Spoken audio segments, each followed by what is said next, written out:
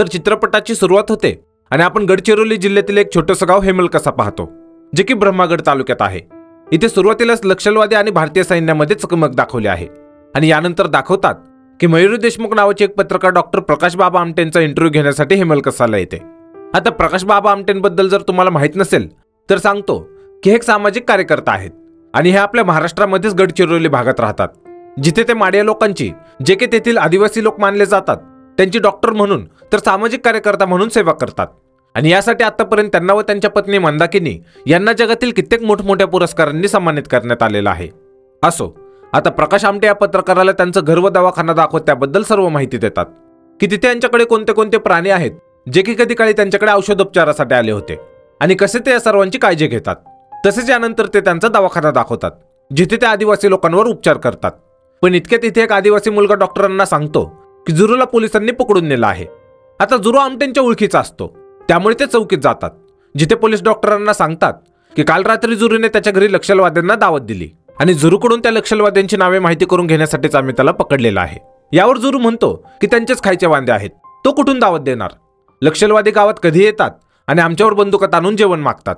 मग त्यानंतर येतात हे पोलीसवाले, जे की त्यांची नावे विचारतात. जर आम्ही नावं सांगितली तर नक्षलवाद्यांकडून अत्याचार आणि नाही सांगितले तर पोलिसांकडून. आता इथे एक गोष्ट सांगायची राहिली की हे जे आदिवासी आहेत यांना बाहेरच्या जगाबद्दल काहीच माहिती नसते. म्हणजेच भारत नावाचा देश देखील आहे आणि कॅलेंडर म्हणून देखील काहीतरी असतं आणि देशाची नागरिकता पण काही असतं, असं बरंच काही. प्रत्यक्ष त्यांचं जीवन आदिमानवांसारखं असतं आणि त्यात हे पोलीस यांच्यावर अत्याचार करत असतात, जे की डॉक्टरांना चांगलंच माहीत असतं. ज्यामुळे डॉक्टर पोलिसांना म्हणतात की याला मी जामीन होतो, तुम्ही याला सोडून द्या, हा कुठेही जाणार नाही. पण हा पोलीस म्हणतो की हे केस नॉन बेलेबल आहे व सर्व कायद्याने करावं लागेल आणि लवकरच मोठ्या साहेबांचा दौरा आहे, जेव्हा ते इथे येतील तेव्हा त्याचं सर्व ठरवतील. ज्यामुळे आमटे म्हणतात की मी 2 दिवसांनी परत येतो, जेव्हा तुमचे साहेब येतील. यानंतर प्रकाश आमटे व त्यांच्या पत्नी मंदाकिनी हे मुंबईला अमेरिकन कॉन्सुलेटमध्ये येतात, कारण की यांना अमेरिकेत एका कार्यक्रमासाठी बोलावलेलं असतं आणि इथे ते व्हिसा घेण्यासाठी आलेले असतात. पण इथला जो व्हिसा देणारा अमेरिकन असतो तो यांना व्हिसा देण्यास नकार देतो. प्रत्यक्षात आमटेंचा महिन्याचा पगार 1,500 रुपये असतो आणि अमेरिकन ऑफिसरला विश्वास नसतो की आमटे व त्यांच्या पत्नी अमेरिकेत गेल्यावर परत येऊ शकतील, कारण यांच्या पगारानुसार यांच्याकडे परत येण्यासाठी तिकिटाचे पैसे नसतील. ज्यावर डॉक्टर त्याला सांगतात देखील की ज्यांनी कार्यक्रमासाठी यांना आमंत्रित केलं आहे त्यांनी त्यांचा जाण्या येण्याचा व बाकी सर्व खर्च केला आहे आणि याआधी देखील हे अमेरिकेला जाऊन आलेले आहेत, पण तरी सुद्धा हा अमेरिकन यांना व्हिसा देत नाही. आता ही बातमी जेव्हा न्यूजवाल्यांना माहित होते तेव्हा न्यूजवाले याबद्दल टीव्हीवर बातमी दाखवतात व पेपरमध्ये देखील याबद्दल छापून येतं, कारण की प्रकाश आमटेंना आपल्या भारत सरकारकडून पद्मश्री पुरस्कार देण्यात आलेला असतो आणि त्यांना जगातील महत्त्वाच्या सन्मानांपैकी एक मेगासेस अवॉर्ड देखील दिलेला असतो आणि अशा व्यक्तीला व्हिसा देण्यास नकार दिला. सोबतच इथे मुंबईला असताना डॉक्टरांना बातमी मिळते की जुरूला पोलिसांनी एन्काउंटरमध्ये मारून टाकलं, कारण की तो पोलिसांची हत्यारे घेऊन पळून चालला होता, असं पोलिसांचं म्हणणं आहे. खरं तर हे एन्काउंटर फेक होतं हे आपल्याला इथे समजतं, पण यावर आमटेंना मात्र खूप दुःख होतं. सोबतच इकडे अमेरिकन एम्बेसीला जेव्हा न्यूजद्वारे हे माहीत होतं की प्रकाश आमटे नक्की कोण आहेत, तेव्हा ते आमटेंना फोन करून त्यांची माफी मागतात आणि त्यांना व्हिसा मंजूर करतात. आता यानंतर आपण आमटे व मंदाला अमेरिकेत कार्यक्रमाच्या ठिकाणी पाहतो, जिथे यांचे खूप उत्साहात स्वागत केले जाते. तसेच संध्याकाळी प्रकाश आमटेंचं भाषण असतं, त्यामुळे ते काही वेळ आराम करण्यासाठी त्यांच्या रूमवर जातात. पण इतक्यात त्यांना तिथल्या हॉटेल मॅनेजमेंटकडून फोन येतो आणि त्यांना सांगितलं जातं की डॉक्टर पूरब बुंगाटे यांना भेटायला आलेले आहेत. आता डॉक्टर पूरब बुंगाटे नक्की कोण आहेत हे दाखवण्यासाठी इथून सीन पास्टमध्ये 20 वर्षांपूर्वी जातो व हेमलकशामध्ये आपण काही आदिवासींना पाहतो, जिथे पूरब आपल्याला सांगतात की यावेळी नक्षली मुवमेंट खूप जोरावर होती आणि त्यात पोलीस आदिवासींच्या गावात कधीही छापे टाकायचे व बहाणे करून रोज एका बाईला त्यांच्यासोबत घेऊन जायचे आणि आज पूरबच्या आईचा नंबर होता. प्रत्यक्ष तिथे पूरबच्या गावात पोलीस जेव्हा छापा मारतात तेव्हा या पोलीस अधिकाऱ्याची नजर पूरबच्या आईवर पडते. तसेच इथले जे आदिवासी असतात ते जंगलातील तेंडूपट्टे जमा करून 3 रुपयाला एक बंडल विकत असतात, पण एका बंडलाचे आता यांना 4 रुपये हवे असतात आणि ही 4 रुपयांची मागणी यांच्या गावच्या आदिवासींचा लीडर म्हणून पूरबचे वडील करत असतात व हेच कारण देऊन पोलीस पूरबच्या वडिलांना चौकीत घेऊन जातात.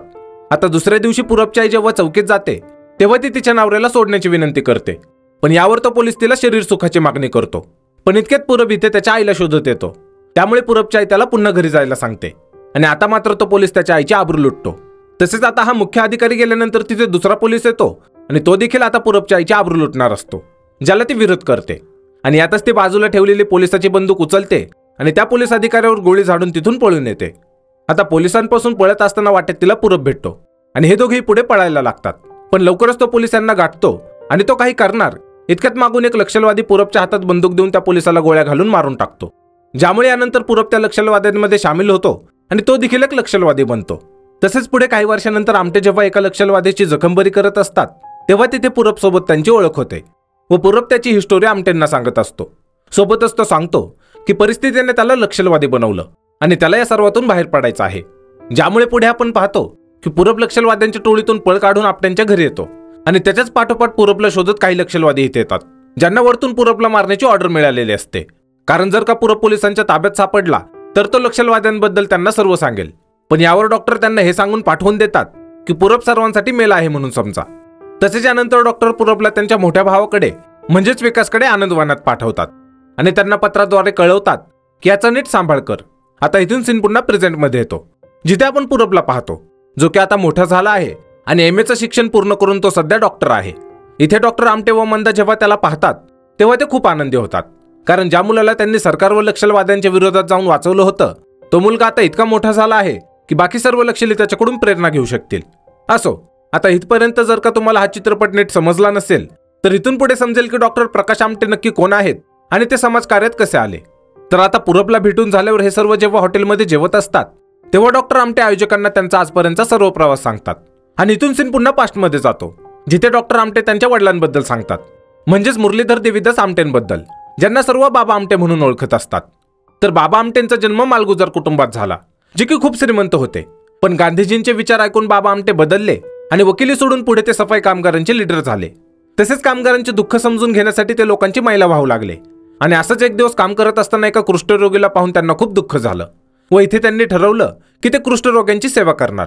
पण यामुळे समाजाने त्यांच्या कुटुंबाला वाळीत टाकलं, ज्यामुळे ते त्यांच्या मुलांना व बायकोला सोबत घेऊन वर्ध्याला शिफ्ट झाले, जिथे सुरुवातीला त्यांच्याकडे 6 कुष्ठरोगी पेशंट असतात. इथे प्रकाश आमटे व त्यांचे मोठे भाऊ विकास यांच्यासोबत खेळण्यासाठी ना कोण मित्र होते ना कोणी ओळखीचे लोक, त्यामुळे त्यांच्या आईने केलेले संस्कार व त्यांच्या बाबांनी लावलेली शिस्त यातच त्यांचं बालपण गेलं.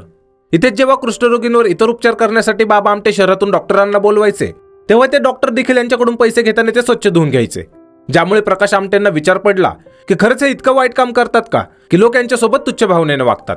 आणि इथेच ते ठरवतात की ते डॉक्टर बनणार व लोकांची सेवा करणार.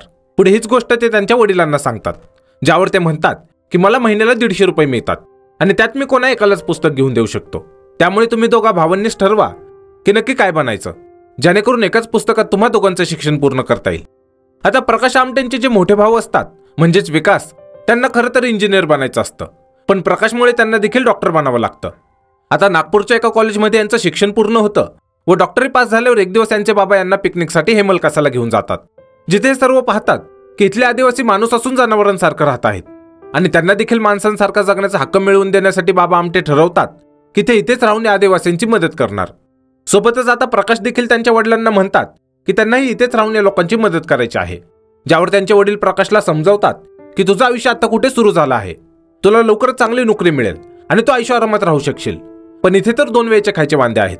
आता एवढं समजावून देखील प्रकाश त्यांचं मत बदलत नाही आणि इथेच राहून या लोकांची मदत करायचं ठरवतात.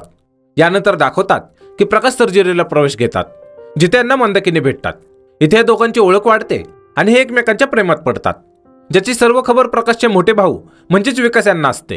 त्यामुळे जेव्हा या दोघांबद्दल बाबा आमटेंना माहीत होतं तेव्हा ते सर्वांची संमती घेऊन या दोघांचं लग्न लावून देतात, जे की आनंदवनात लावून दिलं जातं.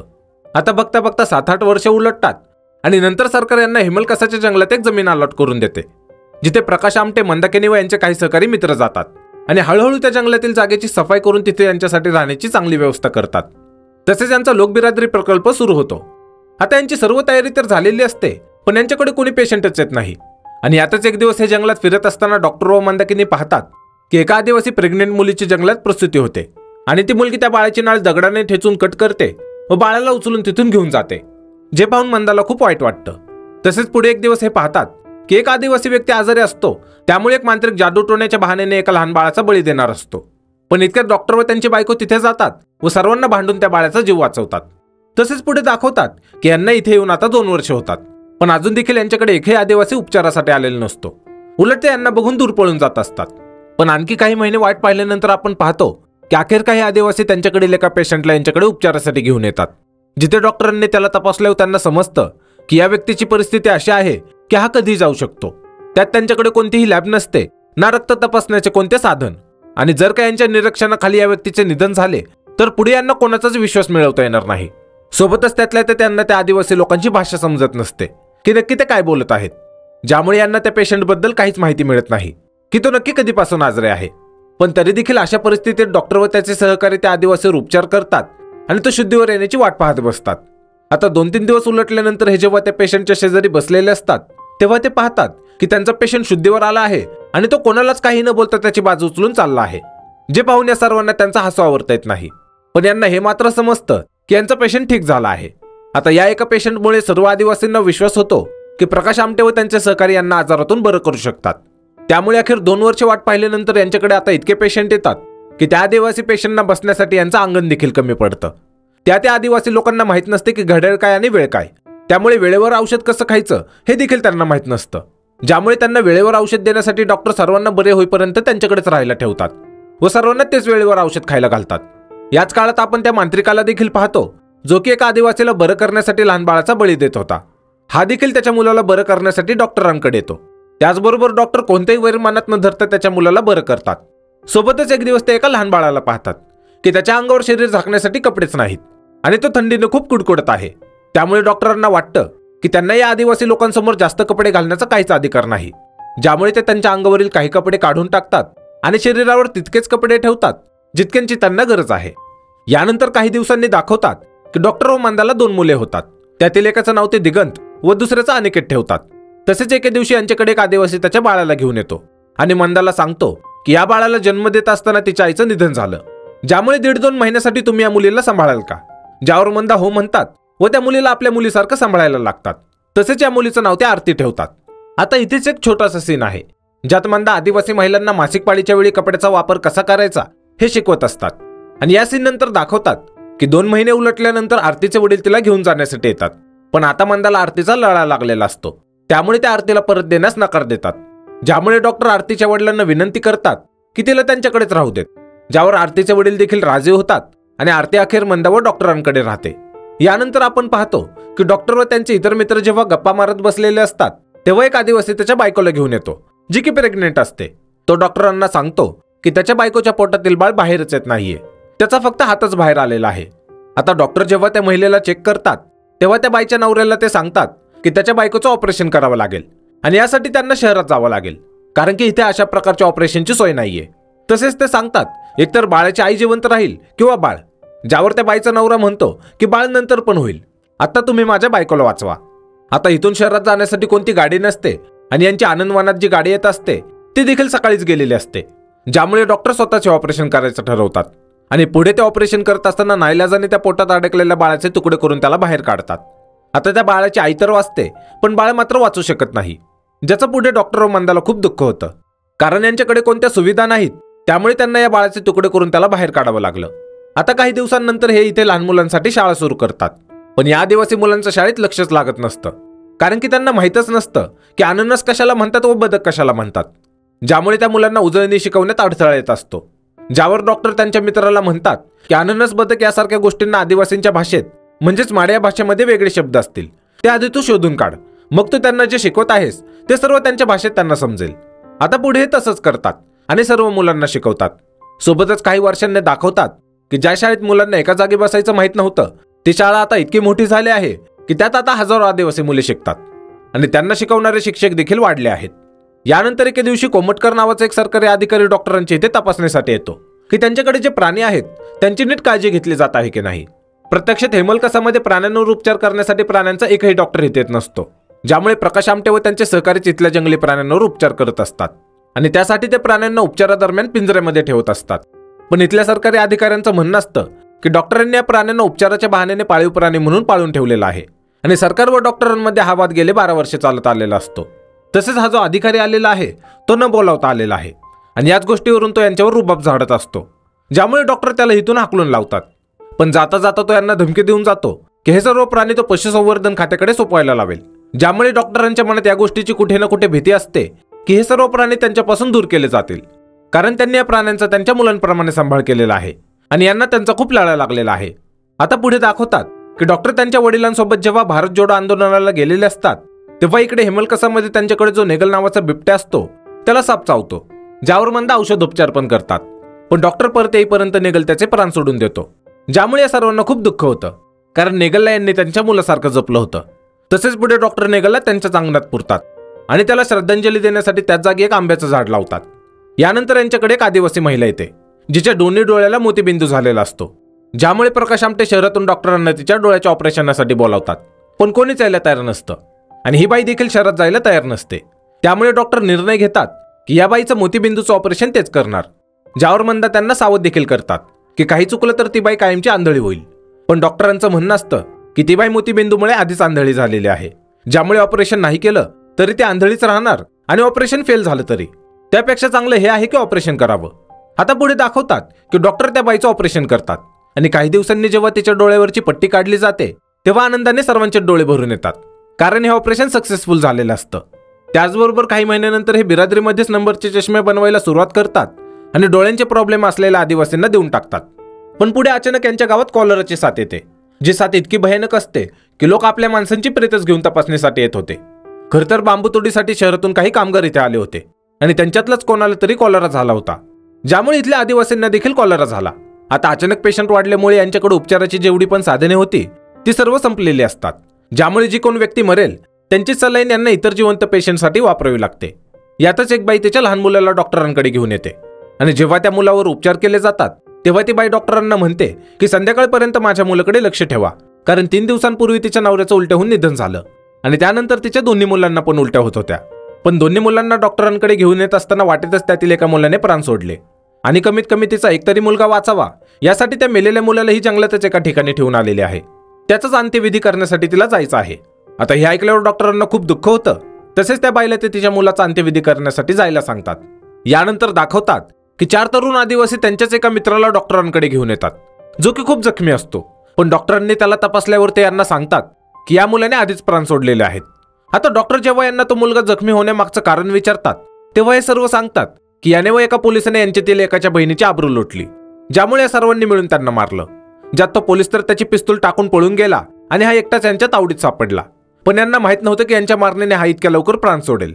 आता हे सर्व माहित झाल्यावर डॉक्टर यांना म्हणतात की तुम्ही सर्वांनी स्वतःला पोलिसांच्या हवाली करायला हवं, ज्यावर हे तरुण ठरवतात की याला मारण्याचा व पोलिसाची पिस्तूल हिसकावून घेण्याचा गुन्हा यांच्यातील कोणी एकच कबूल करेल, जेणेकरून बाकीच्यांना तुरुंगात जावं लागणार नाही. तसेच या सर्वांची मध्यस्थी डॉक्टर करतात आणि त्या पोलिसाकडे जाऊन त्याची पिस्तूल त्याला एका अटीवर परत करतात की इथून पुढे कोणताही सरकारी अधिकारी इथल्या आदिवासींवर अत्याचार करणार नाही. यानंतर एके दिवशी डॉक्टरांचे वडील त्यांना भेटायला येतात.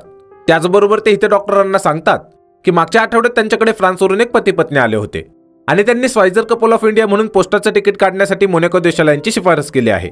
त्याचबरोबर डॉक्टर व त्यांच्या पत्नीला जेव्हा मोनॅको देश टपाल तिकीट काढून सन्मानित करतो तेव्हा फ्रान्सच्या सरकारकडून भारत सरकारला माहित होतं की आपल्या देशातील प्रकाश आमटे नावाच्या डॉक्टरांना मोनॅको देशाने सन्मानित केलं आहे. आता भारत देशात हेमलकसा म्हणून गाव आहे आणि प्रकाश आमटे नावाचे डॉक्टर इथे आदिवासींसाठी काम करतात हे भारत सरकारला माहीतच नसतं. त्यामुळे राज्याचे सर्व कलेक्टर प्रकाश आमटेंचा शोध घेतात, ज्यामुळे आमटे कुटुंबाबद्दल आता सर्व भारत देशाला माहीत होतं की ते आदिवासी लोकांची सेवा करतात म्हणून. तसेच भारत सरकारकडून देखील आता प्रकाश आमटे व त्यांचे वडील बाबा आमटे यांना पद्मश्री पुरस्कार देण्यात येतो, ज्यामुळे हे पिता पुत्र जगभर प्रसिद्ध होतात.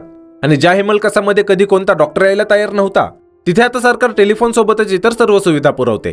तसेच आपण पाहतो की हेमलकसा जे की कधी काळी सर्व जंगल होतं ते आता शहराप्रमाणे विकसित झालं आहे. सोबतच सीन पुन्हा प्रेझेंटमध्ये येतो आणि ही सर्व स्टोरी डॉक्टर त्यांच्या भाषणामध्ये स्टेजवर सांगत असतात. त्याचबरोबर ते सांगतात की आदिवासींना मुख्य प्रवाहात आणणं, त्यांची पिळवणूक थांबवणं आणि माणूस म्हणून त्यांना जगण्याचा हक्क प्राप्त करून देणं हे त्यांच्या वडिलांचं स्वप्न होतं. यांनी फक्त ती कामगिरी स्वीकारली आहे. सोबतच आजपर्यंत त्यांनी जेवढी पण चांगली कामे केली व जो मान सन्मान त्यांना मिळत आहे त्याचं सर्व श्रेय ते त्यांच्या आईबाबांना, त्यांचा मोठा भाऊ विकास व त्यांच्या सर्व साथीदारांना देतात. कारण जर काही सर्व त्यांच्या पाठीशी खंबीरपणे उभे नसते तर एवढा मोठा बदल घडवता आला नसता. सोबतच ते त्यांच्या बायकोचं खूप कौतुक करतात की मंदाला कोणत्याही गोष्टीचा मोह नाही. माझ्या गरिबीमुळे त्याला एकच साडी धुवून पुन्हा पुन्हा घालावी लागली आणि तरी देखील कोणतीही तक्रार न करता तिने आमचं कुटुंब नीट सांभाळलं. आता एवढं सर्व ऐकल्यावर सर्व खूप भावुक होतात आणि या दोघांसाठी हॉलमध्ये टाळ्यांचा कडकडाट होतो. व पुढच्या सीनमध्ये दाखवतात की डॉक्टर व मंदाकिनी अमेरिकेहून पुन्हा हेमलकसाला येतात, जिथे आपण पाहतो की हेमलकसामध्ये सर्व आदिवासी यांचं उत्साहात स्वागत करतात.